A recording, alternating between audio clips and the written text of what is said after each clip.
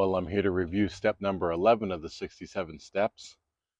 I'm going to try to get this one in before it starts raining. Looks like it's about to pour, but this one's called The Whispers of 10,000 Generations, Dunbar's 150, an Evolutionary Mismatch. Your neural programming doesn't have the memory to understand the complexity of the modern world. And this whole episode was basically explaining that we evolved to live in one set of living arrangements, and our modern world is a different set of living arrangements. And this is called evolutionary mismatch. And the takeaway of this lesson is to understand when you can trust your instincts and when you shouldn't trust your instincts. Because the across the board policy of you can always trust your gut isn't necessarily true. You know, you're part autonomous and part ancestral. And we evolved to live in tribes of 100 to 150 people. And this was explained by anthropologist Robin Dunbar. We evolved to live in tribes of 100 to 150 people. So it's very unnatural for us to be living in cities and towns of tens of thousands and millions of people. And for most of history, food was scarce. So it became instinctive for us to eat everything in sight, and because we didn't know when the next hunt was going to happen, and we didn't know when we were going to find the next food source. So our instincts tell us to eat every time we see food, but now we have Walmart and buffets, so you can't rely on your instincts for that. We also evolved to go to bed when it was dark and get up when it was light. It's still a new phenomenon, even if you've grown up with it your whole life, to have artificial light. And you know, your phone emits light, your TV emits light. You can flip on the switch in your house or wherever you go. But it's a lot of people suffer from insomnia, and that's because their environment that they're trying to fall asleep in is unnatural. It's would be much more beneficial if you, because sleeping in total silence is unnatural. So what you can do to help fix that is you can get a noise machine that makes noises that our ancestral brain are used to. For example, get a noise machine that produces rainfall, thunderstorms, fire crackling, animal sounds, the ocean.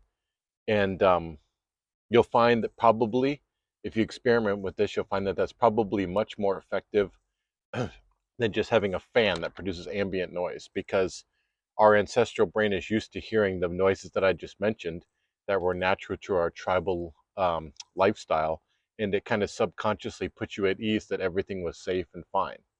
And too much silence can make you anxious, and that's the opposite of how you want to fall asleep, because you want to fall asleep slowly and at ease.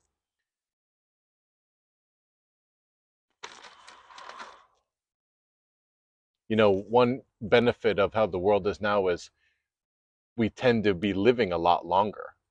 And people, it's not uncommon for people to live into their 80s or 90s. And of course, our brain isn't used to this. So saving money and living in such a stable environment where money can continually come to you is unnatural. So it's not in our instincts to save money. So what you can do is set up a automatic saving plan with your bank that automatically takes money out of your account and puts it into a retirement plan or some type of savings account without you having to think about it, because you're probably not thinking about it. And living only on your impulses and not with savings is not going to lead you to a good life or success. And you know, the technology that we have at our fingertips that enable us to fly across the world whenever we want is neither good or bad. It's just every action has an equal and opposite reaction. But Dr. Martin Adshed says that we should be marrying childhood friends, because it's in our ancestry to live in the tribes of 100 to 150 people that I mentioned at the beginning of this video. And we didn't typically make friends after adulthood. Who you associated with and were part of your tribe were the people that you were friends with your whole life. There wasn't typically people coming into the tribe later on in life, because the tribes were so spread out geographically. And one way you can this falls into kind of the integrated life, but also this evolutionary mismatch. One way you can use our ancestry to your benefit in this regard with childhood friends is you can try hiring your childhood friends to come work for you. And you'll find that this probably makes you very happy because you have what's called companionative love. And of course, you only want to pick your friends that are your good friends, but if it's a friend that doesn't have a lot of competence, first just give them an easy job, and you might find that this makes you very happy. And our some people are aware of this evolutionary mismatch, so they're capitalizing off of um, our neuroprogramming. You go, you get some Pringles or some candy or some soda, and as soon as you bite into that first Pringle, you're in trouble because it immediately shoots up into your brain and says reward, reward, reward. And you say, I gotta have more, gotta have more, gotta have more. And we really are only supposed to be eating food that came from the sun and that isn't highly processed.